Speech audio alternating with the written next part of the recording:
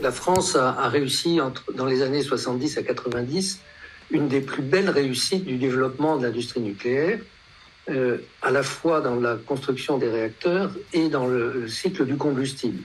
Et la Chine aujourd'hui a pris le relais d'une industrie intégrée et innovante, et donc la coopération entre les deux pays est quelque chose de très utile pour les deux, et j'espère que la visite du président Xi va pouvoir lui donner un nouvel élan.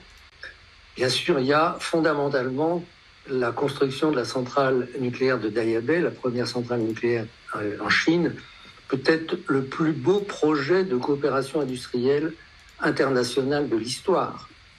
Et puis, ensuite, entre 2003 et 2015, la coopération a été très intense entre la France et la Chine dans le domaine nucléaire, entre EDF et CGN et CNNC.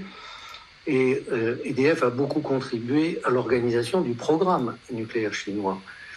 Échange d'expériences, et puis dans les années 2010, le projet de Taishan, les EPR de Taishan, et puis CGN, partenaire dans la construction du projet en Angleterre de Hinkley Point.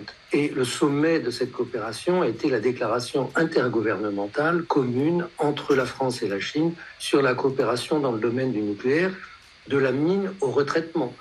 Je pense qu'il faut restaurer, renforcer la confiance pour rétablir les échanges mutuellement avantageux entre la France et la Chine. La France a le plus ancien parc nucléaire intégré, le plus grand et le plus ancien parc nucléaire intégré du monde. Et donc une expérience qui doit être de l'ordre de 2500 années réacteurs, qui évidemment est d'une richesse industrielle incommensurable et évidemment intéresse la Chine.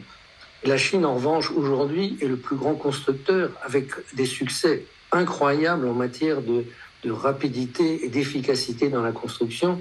Et au moment où la France veut relancer son programme nucléaire, elle a besoin de l'aide, des conseils et des pratiques chinoises.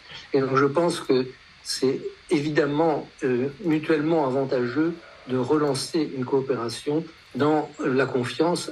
Qu'avons-nous à craindre? Quelles sont les inquiétudes pour empêcher cette coopération? C'est une question qui se pose. Il faut absolument, c'est l'intérêt des deux pays, de coopérer dans ce domaine.